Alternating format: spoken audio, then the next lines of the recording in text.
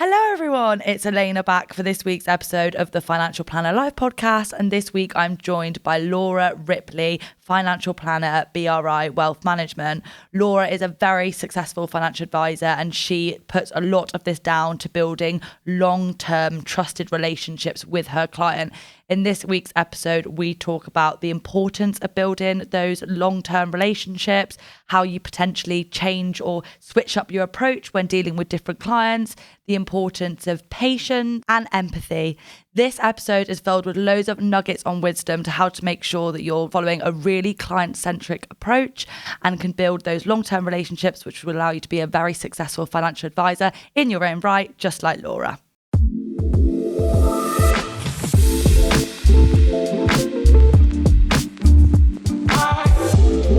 Well, good morning, Laura. Thank you very much for taking the time to sit with me today.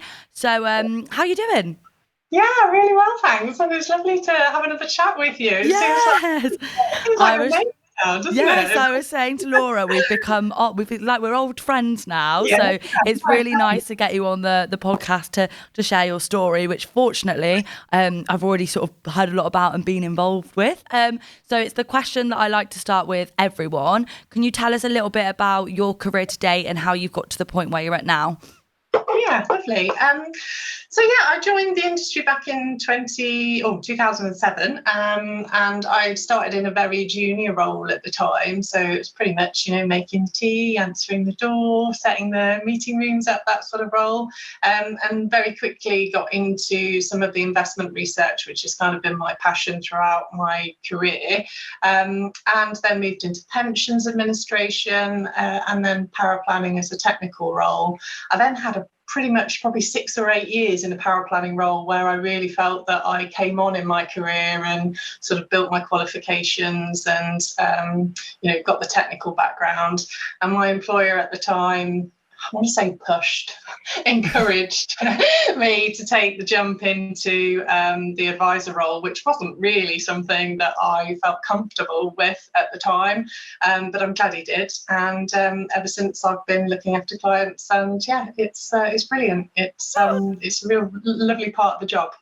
Yeah, good. And it's a really interesting thing that you noted there, because lots of the people that we speak to, on the podcast, outside of the podcast, their long-term ambition is to be a financial advisor. And that is a lot of people that haven't even started in the industry yet, and for a lot of people that are in like paraplanning roles.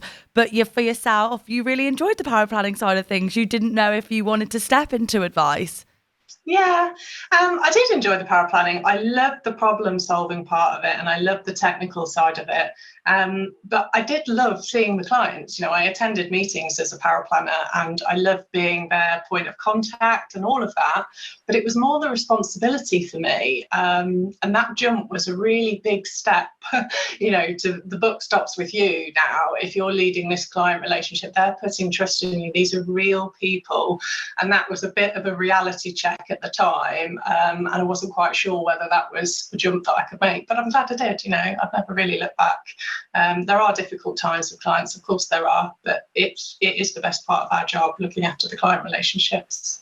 Yeah, and you said then, like, it's a lot of responsibility. It's your name on the end of that line. It's you that they're putting that trust in. So how did you tackle that like mental hurdle, I guess, of being like, okay, I'm going to feel confident doing this, and I feel like I am able to take that next step? Yeah, it's funny that you should say confidence, because I think that's part of it, but it wasn't all of it. It was really the responsibility of it. Mm-hmm. So much you in an admin role or a paraplanning, you're working away, squirreling away, trying to get people's reports out the door and trying to get their planning in shape and all of that. But you forget sometimes that they're actually real people. And then when you sat in front of them and they've got this trust, however much money they've got, or however wide their asset base is, they're putting so much trust in you to look after things. And it was that, the responsibility. And to be honest, at the time, it took me a long time. It was probably a 12-month transition for me to be full, in an advisor role from paraplanning. And my employer at the time was the one that sort of gave me the support and encouragement to do that in my own time. And I know plenty of other people that have made that jump and done it in, half that time or less. So it's very much down to the individual, I guess. But yes, with support and encouragement, I think that was the key thing. Yeah.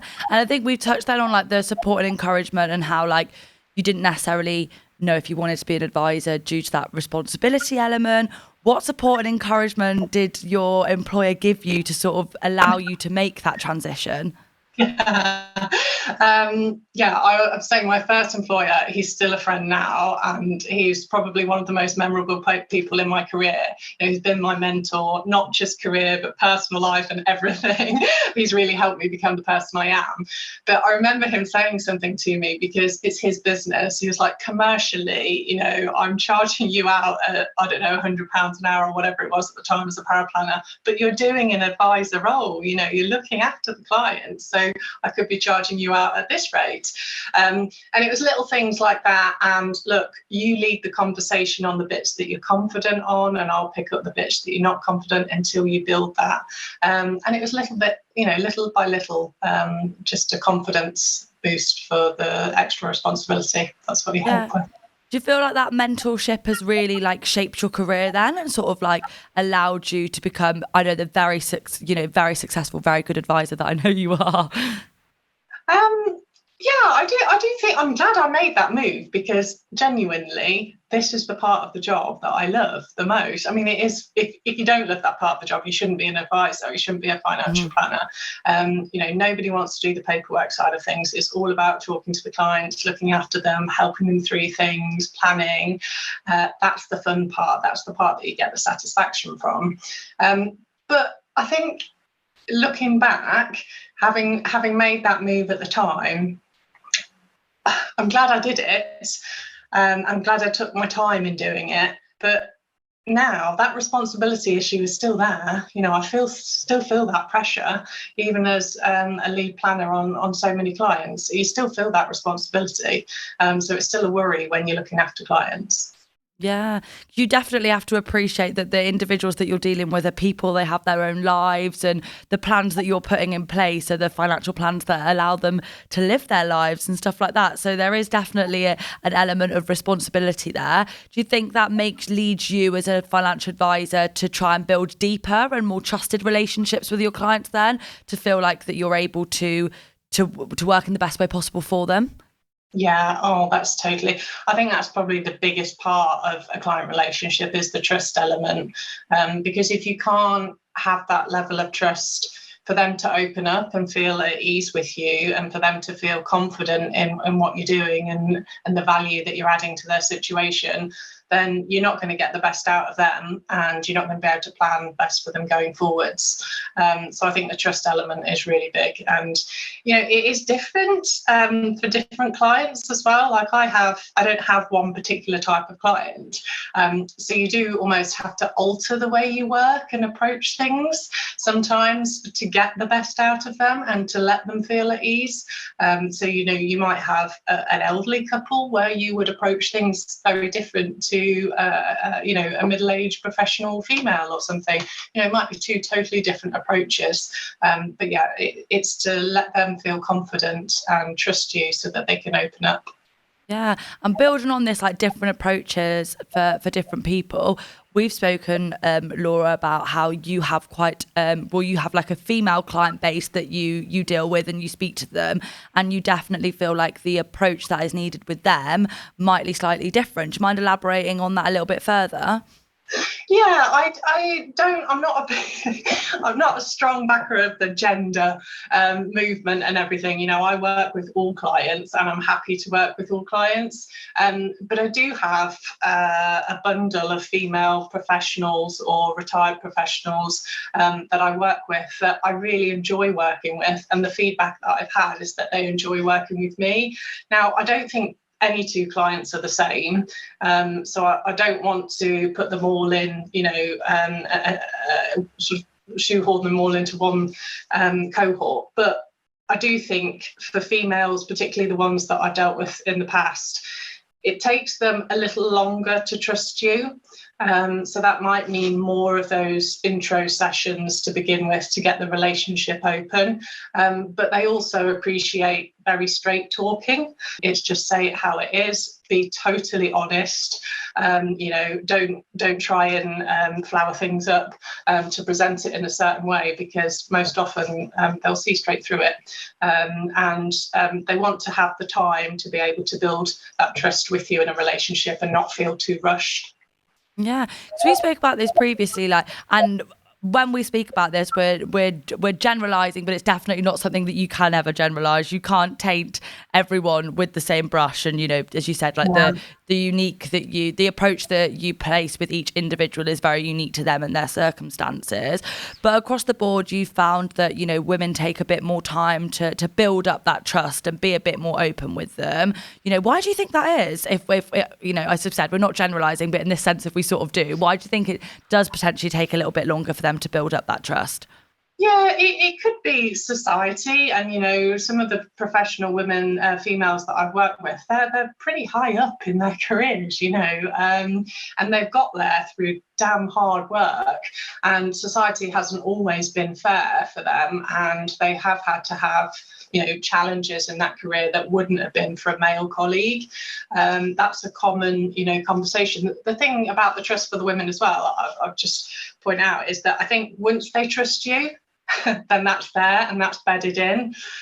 Whereas for some males, perhaps it's more of, right, you have to keep going at it along the way. But a female is very much, right, I might take my time in getting there, but once I'm there, I'm that trust is bedded in. Yeah, because I completely agree. I think again, generalizing, but I think women across the board, even if you look at your personal relationships, sometimes it takes a bit more to break that barrier down. But once it's broken, that's it. You're really good friends then, and things like that. So you mentioned then that building up that element of trust. How do you go about that? Do you do more introduction conversations with them? Do you give them the opportunity to speak with you for more periods of time or longer periods of time before they officially become a client? I can imagine it requires a bit of patience, I guess, to get that relationship there. Yeah, again, trying not to generalize, but yeah, exactly that. If you have to have 3 20-minute conversations with a woman just to see what's happening and what might be topical for them at that time, then that's okay. That just opens up that, do they want to work with you? Do they feel comfortable with you? And are you going to be able to add the best value for their situation? So I think, yeah, it's not uncommon to have probably 3 or 4 intro discussions with a female client. Whereas perhaps for the males, they're much more regimented on following a normal sort of, right, initial discussion. Do you want to work with me? Do you not want to work with me? Right, let's move on. And building on the approach and the patience, I guess that means you as an advisor has to have that slightly different approach, because and build really I guess consultative, trusted, which is a big word that we're using here, relationships. Because if I have I'm putting myself in the position as yourself, an advisor. If I have one meeting with someone and then I go, do you want to work with me? Yes or no? That's ultimately going to shy that person away. So I guess it does. Soft skills are so important when being an advisor. I guess when dealing with this particular bracket of clients, you really need to build on that patience element and allow them to come to you, I guess. Yeah, but the key thing is the soft skills, because part of the soft skills is observing. So observing how the client wants you to engage with them. So I'm not suggesting that we're all fake and we just change our approach to best, work with whoever we need to work with. But it does make a difference to a client. So in a financial planner role, you kind of observe how they react, their body language, and then you can change your approach to meet what they want, what sort of opens them up early.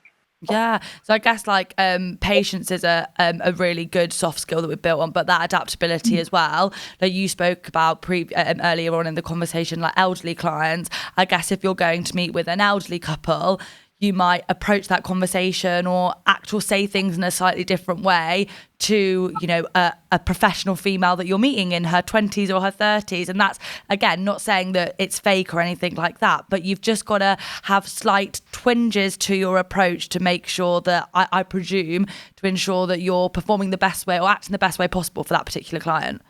Yeah, absolutely. So it isn't just about their needs, because those two different types of clients will have totally different needs. Not only that is going to differ, because you'll have to present that in different ways, but absolutely how you engage with people is going to be entirely different for those two different types of clients. Yeah. If we go back to the patience element and, you know, speaking to your bundle of female clients, you know, we speak more and more about wealth in women. I think you even might have given me a statistic, Laura, with like the percentage of female millionaires there will be in the future. You know, women are more and more, as society changes, you know, are naturally holding more wealth. Do you think if financial planners or financial advisors go by this more traditional, rigid approach, it could ultimately stop them from accessing that female client bank or prevent them from feeling like they can access the advice? Yeah, there is a bit of that, but I think I hate calling it industry, it should be profession. Our profession has come on so much over recent years, and you do see so many fantastic female financial planners out there that are really doing their thing for, you know, females that need the financial planning advice. So I don't think it's that they're going to not find somebody to work with, and typically, you know, females are spending the time to research who they want to work with anyway, so they're going and they're going to have a look at three or four different female financial planners they might want to work with. They might even interview them. They might, you know, do their own thing. And so there's plenty of them to choose from. I would say it's just making sure that we continue that. I don't think our profession at the minute is doing enough to get young people, young females into the financial planning role. You're still seeing so many of those male colleagues that are coming through the ranks, but you're not seeing as many females. Yeah, you've obviously, you know, a great financial advisor, and you obviously had that element of encouragement into doing the financial planner role. If you go back then and saying that we almost need to continue to encourage more women into the profession, I know it's a big question, but how do you think we could go about doing that? Yeah, I think encouragement is good, but I think also just empowering them a little bit to understand that you don't have to follow this style of your mentor. Like mine was a male, and a bloody good financial planner, the best, but he had his own style, and that was never going to be my style. So I think it's just empowering you to be confident in absorbing from your colleagues, learn in those early years when you're doing qualifications and everything. Just be at as many meetings as you possibly can, get comfortable with clients and different types of clients, and then create and let your own style evolve as you come. And that's okay. That will work as long as you've got the soft skills there. That's going to work with clients. Yeah. And I think for people that are like finding their groove as an advisor at the moment, maybe they are building on their style. I guess what tips and tricks could you give to someone, or advice on what you think is important for them to bear in mind? I know we spoke about like patience and things like that, but you know, what do you think, what elements, what soft skills are really important to allow that a broad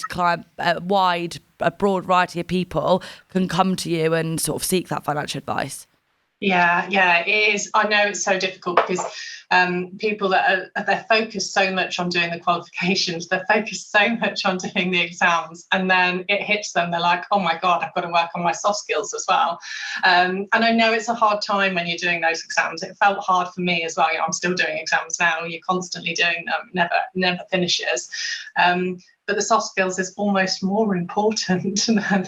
So don't leave that until the last minute, and attend as many meetings as you possibly can. You know, even if you're on the sidelines taking minutes or whatever it might be, you know, soak up lots of different styles of planners. You know, ask all of your financial planners at your firm whether you can attend meetings with them, see how they work with different clients. It's all about soaking it all up and absorbing it, and that will give you the confidence to go out and then have your own style and clients. Yeah, I think there is a lot of like learning from other people. We've spoken about like patience and like, you know, for you, you are very client centric. You really build those trusted long-term relationships with your clients. What soft skills do you feel like really allow you to achieve that?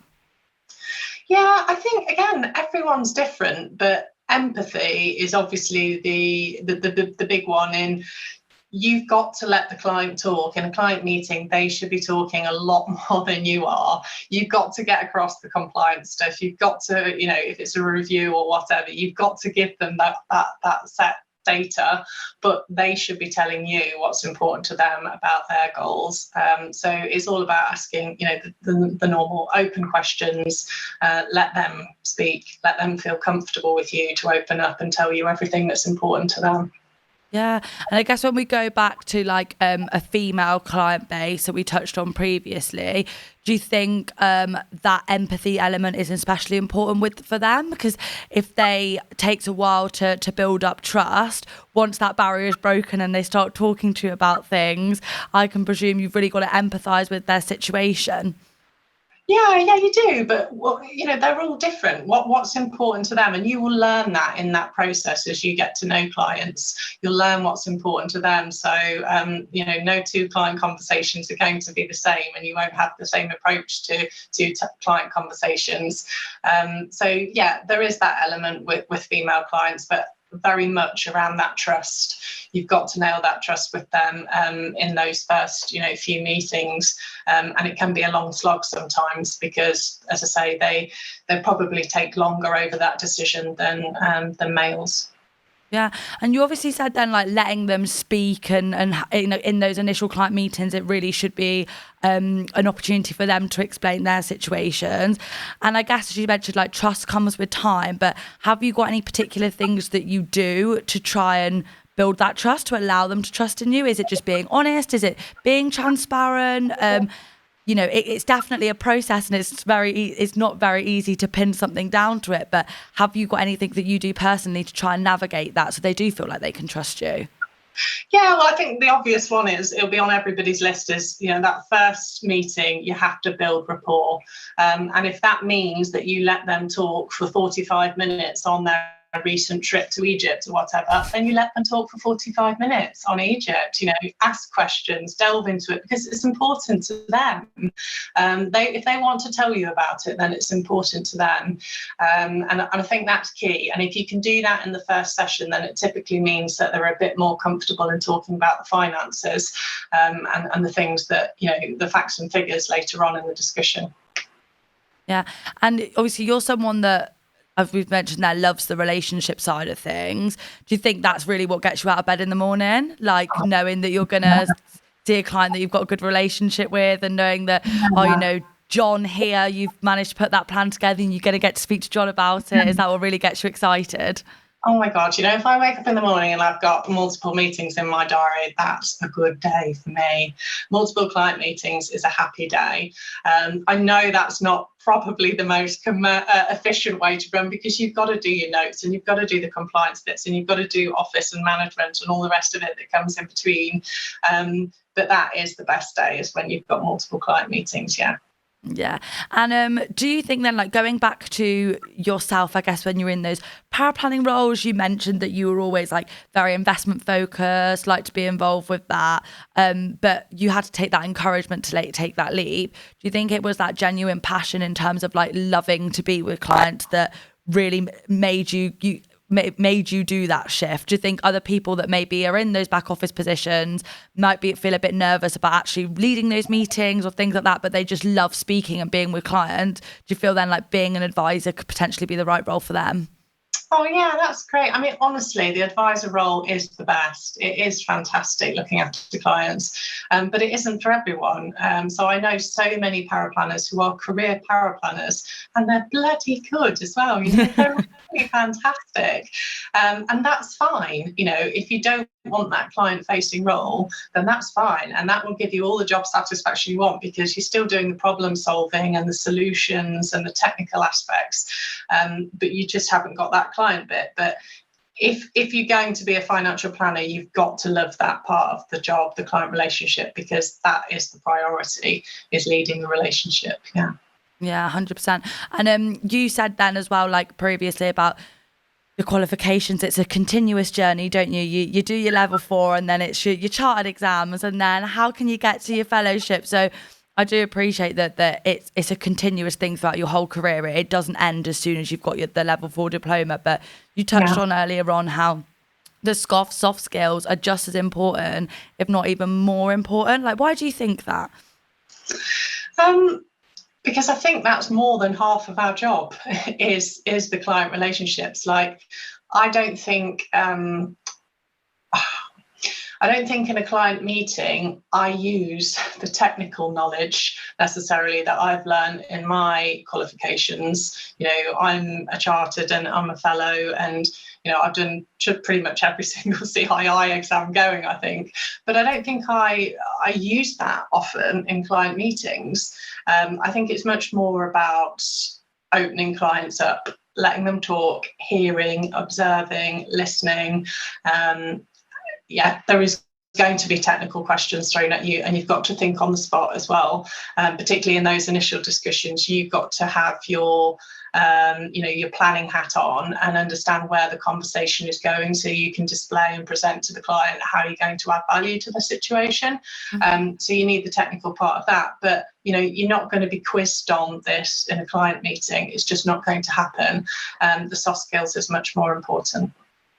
I guess even in a client meeting, if a client asked you something that you couldn't remember off the top of your head, you can always go, oh, I'll come back to you on that. But if you potentially don't handle a situation in the best way possible, you can't go back. You can't change that, really, can you? No, that's it.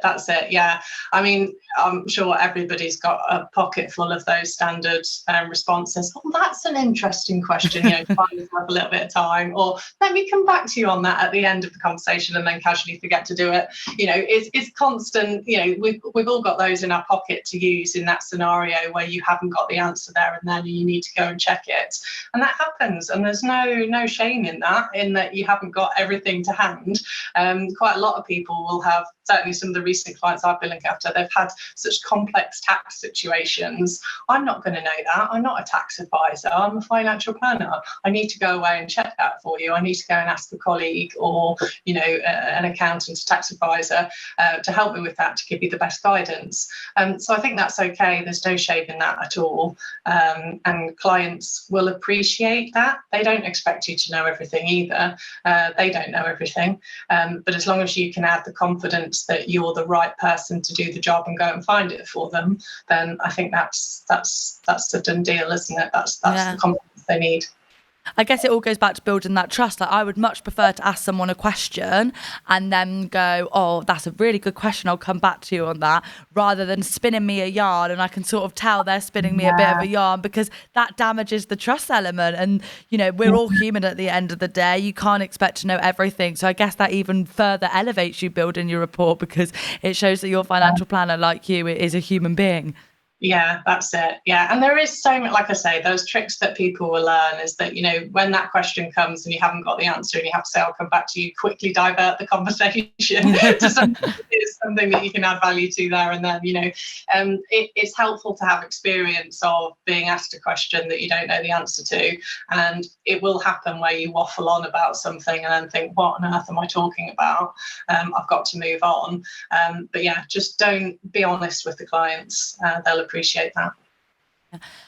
When you go into your client meetings, we've mentioned like this adaptability soft skill, your approach with, a conversation that you're having with a female and you're looking to potentially bring them on board is going to be very different to a conversation that you have with a family, in their mid-50s, which will be very different to a conversation that you have with like an elderly couple. Do you prepare for your meetings in a particular way depending on who you'll be meeting, or is it very much like this observing and sort of going with the flow? Yeah, further down the line, you're doing prep for every single meeting, but that initial discussion, that might be the first time you've ever spoken to that client. So all you're pretty much going to do, particularly if it's a professional female, is check out where they work, so you've got a bit to talk about, a little bit of background on that, look on LinkedIn for that. But you're going there to work out whether you like them, whether they like you, whether you can add value, and whether they want to work with you. So what prep are you going to do for that? Because you don't have the answers to go away and prep. So I think it's very much about going to that initial discussion with the bare minimum information, just to open up conversations and keep that conversation going, and work out whether you can add value to the situation, really. Yeah. And if you're meeting someone like that's further on down the line, like even let's say you've got 3 meetings in your diary today, they're both the people that you've got established, relationships with. But as you said, they're all unique in their situation and their age brackets and everything, because you have to be adaptable with the clients, and the approaches are going to be slightly different. Do you like prepare for a different approach, or do you just sort of write your meeting notes and let's go with it kind of thing? Yeah, there is a couple of bits. This is probably, can't believe I'm going to say this, but some clients, it's like, it's even down to what you wear. You might prepare differently. Some clients, you will wear a suit. Some clients would laugh at you if you walked in a suit. Some clients, you wear your hair down. Some definitely wear your hair up. It's like, well, and this is probably me building this up rather than the clients. But that's what you do. That's the adaptability and preparation, I would say, on those different approaches. In terms of your your notes and your preparation like that, then it depends on how far down the line they are in that process or onboarding process. Of course, you're going to have your data. If you've got data on the clients, then you're going to have those gaps that you need to fill. So you're going to have a list of items that you need to get from that meeting. Now, that doesn't mean that you sit there and quiz them and ask closed questions. It means that you let them talk. But if at the end you have to say, look, just give me 2 minutes, let me just scan through my notes and make sure I've got everything, then do that. Yeah. I actually really resonate with what you're saying in terms of like wearing different things, because it is that approachability and that adaptability. I mentioned this to you before when, I'm in my mid-20s. If I was seeking a financial advisor, I would probably feel a bit uncomfortable if someone walked in a suit and I'm here in trainers and like a hoodie. That wouldn't be probably something that would allow me to open up very quickly. But if someone came in and I looked at their trainers, I went, oh, they're nice trainers, and I sort of like they were dressed almost to mirror me, I'd probably feel a lot more comfortable to quicker be like, okay, I feel like this person gets me. I feel like this person understands me. So I feel like it comes across as a comment that you might make a little bit on surface value. But I totally appreciate that even down to the way that you dress, makes you come across and convey slightly differently. And different people want different things. That's what it is at the end of the day with it. And as you said, like if you're a financial advisor that isn't just focused on one particular niche, and a really good advisor that can provide advice to loads of different people from different age brackets and different stages, different careers, you've got to tweak XYZ just to make sure that everything, your approach encompasses everything. Yeah. I mean, I'm going to be honest, I'm the wrong side of 40 to be showing up to a meeting with ripped jeans and trainers. So I'm but yeah, there is a big difference in what I would wear between those two sort of types of clients, definitely. But no, I will not be wearing ripped jeans and trainers. Ripped jeans, I'm not the biggest fan of anyway. So you can just have normal jeans on. Yeah. But we've obviously spoken then a lot about like these different soft skills and how having them will allow you to build those really deep, trusted client relationships, which is what you've got. I know that you've changed role recently, and I know that you had clients that would come with you moving forward, and that is because of the deep, trusted relationships that you've built. For someone, for example, in the audience who's listening to this and goes, okay, maybe I am being a bit too transactional with my approach. Maybe I am thinking for myself as an advisor, what can I gain rather than always putting my clients first? What tips or tricks would you give them to try and make their approach a bit more client centric? Yeah, I think that's a good point. But I have to admit, I've never been very good at the commercial side of it, which my employer's probably not going to thank me for saying, but I've just never been very good at that. I always manage to, meet the need in that part of it, but it isn't my first thought when I go into a meeting. So I don't think I'm a perfect financial planner in any way, and that's probably one area that I do fall down on quite a lot, is on charging and making sure the fees coming in, being much more commercial and transactional about it. But I have to say, I don't think that's what clients expect to hear normally. I think they'd much rather have an open conversation, particularly in those initial discussions where they feel comfortable with somebody, and to open them up. So I think be yourself, but also be engaging and observant of the type of person that you're talking to, because in that initial discussion especially, I think it is all about working out whether you want to work with that person or not, and whether you can add value. I guess it is a bit of an interview process, that like initial conversation. Like, you've got to see if the person wants to work with you, and you've got to almost like sell yourself and build that rapport, so they feel like when they leave that conversation, they do want to work with yourself. Yeah, it's hard, isn't it? Because again, that sales role doesn't normally come, it doesn't come natural to me at all. But also, I don't want to work with everyone. Everyone that comes through the door, they're not for me. So it's almost we're interviewing, or I'm interviewing them as well. Because if I don't get along with them, or that sounds awful, doesn't it? Or if there's a bit of a personality clash, or if I feel that I'm not going to be able to get the best out of you in this scenario, then I won't work with them. And I think that's fair to say. I mean, you'd pass them to a colleague perhaps, or give them a colleague's name.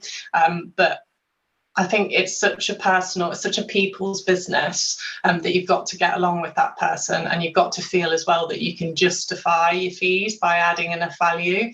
If it's a situation that really doesn't need much, then again, I would probably turn them away or pass them to somebody else that can do it and justify. Wow.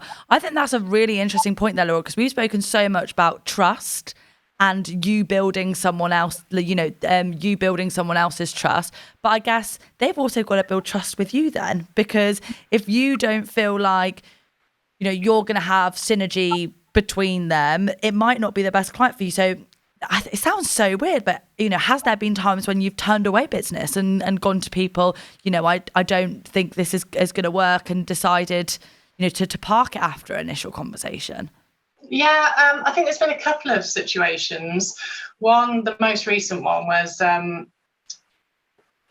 wouldn't say I've turned her away, but a lady who she's had a really difficult couple of years for reasons. She's separated from her husband, she's going through a messy divorce, all of that. And at the time she came to me, she was all over the place. She was all over the shop. And I just thought that I know, and she was very, very, I want you to do this. I want you to do this. This is my situation. Can you just get this all sorted? No, I can't, because I don't feel that you're in the right frame of mind to be making this sort of decision. Let's do this so we know it's all safe for now, and then go away, get yourself sorted, settle your thoughts and everything, and then come back and see me, because I didn't feel at the time I was going to be working well with that person, that they've just had this hideous couple of years, and their emotions are all running over the place, and they were chopping and changing their mind on what was important to them and their goals. Go take the time. It's still going to be here in 12 or 18 months time. Just go do that, lick your wounds, or whatever the phrase is, and just let the dust settle and come back to me. So I did send her away, and I hope she comes back in 12 or 18 months time. But I sent her to use a life coach, basically, and go away and get a little bit of help with the softer things in her life, and then come back and we'll deal with the finances when she's ready. Yeah, I think it doesn't sound counterproductive, because I totally get where you're coming from, but it might sound counterproductive to people to go, there is people that you almost like decide that you don't want to work with. When if we talk about commercial aspects, you might think every person that steps through that door, I'm going to turn them into a client XYZ. But do you think the importance for you personally, you've got a client bank of clients that you've got really long, really trusted long-term relationships with. Do you think part of that is because there are some people that, as you've mentioned then, you just aren't the best person to work with them, or it isn't the right time, or things like that? Yeah, absolutely. I mean, it's all about building the long-term relationships, because that's when they reap the rewards, but so do we, basically, and you get the best out of them. And efficiencies come as well with that relationship. So the second year, you don't need to get all those facts and figures about how many grandchildren, where they live in, and all of that. You're just getting the nice little updates. So and building it over long term, then that's how both parties kind of reap the rewards, I guess. Yeah. Before we sign off, I've got two final questions for you. So my first being that we've spoken a lot about soft skills here and a lot about the importance of those trusted client relationships. What three soft skills do you think are the most important in allowing you to build those trusted client relationships? Yeah. So definitely the adaptability of your approach. So being able to be flexible in your approach to what the client needs and how best to make them feel at ease. The second one is definitely observing. Make sure you're observing how the client is engaging with you and try and reflect some of that back, so that they feel at ease again. And then also the empathy. I'm not sure if that's quite the right word, but I think it's appreciating what's important to that person. Like I said about the Egyptian holiday, I don't know where I've got that from, but I'm sure somebody was talking to me recently about some trip down the Nile or something that was, I wanted to get on and talk about this because I had a list of things I wanted to talk to, but they wanted to talk to me about that. That was important to them. And they did waffle on about it for 45 minutes, but that's okay. We can just squeeze our bit into the last 15 minutes and we'll be fine. So I think that side of it as well, definitely. I think the empathy is definitely the right word. It's empathizing with, what's important to them, what they want to discuss, what they want to talk about. So my last question for you is, obviously, those those client relationships is what's really important to you, what allows you to thrive. We've mentioned earlier on, what gets you out of bed in the morning. We can't speak too much details, but have you got like a little story or a little anecdote sort of maybe about your relationship with a client or something that you've been able to how you've been able to help a client that just symbolises like how great those relationships are and the value that you can really add or they can really add? Yeah, so I'm just helping a lady at the moment. This is another divorcee, actually. I don't know whether I've got myself a little niche coming there with divorcees. She is in the right frame of mind. She's a very independent woman, incredibly strong, but she has had also a hideous couple of years. And we have just had a meeting this morning, actually, before I met you, and we're ready to write up the report. And we've done some modelling work, looking at her options now, that the final order is through from her divorce. And it's almost like you can see the relief in her face when I tell her, look, this is going to be okay. And, here's the chart to show you that you're going to be okay. And whichever option you now pick, whether you, move into this house or get a new mortgage or whatever, you're going to be okay. And, giving her a really, at the start of the meeting, I even did it. I said, look, these are your two key takeaways from today is you're going to be all right. Whichever option you pick, you're going to be all right. And this is, we'll make the finances work, which they do in her case, because she's got a great asset base and she's managed to work really hard, really, really hard. I'm really proud of the way that she's come through the last couple of years, and I look forward to working with her from now on. Oh, and obviously it's really good for yourself, isn't it? Because it's like, you can see that relief, but also you've added that value, and that like the plan that you've been able to put in place in front of her has given her that feeling which spans beyond the professional sphere, which spans everything really. So thank you so much for chatting with me today, Laura, and really highlighting the importance of a client-centric approach, those trusted client relationships, what soft skills we need to get there, and just giving us some great examples of how those relationships really can add value to your life as a financial advisor, but also to the lives of the clients that you get to work with. So thank you very much. Yeah, thank you very much, Elena. Hopefully chat to you soon. Yes, I'm sure you will at some point.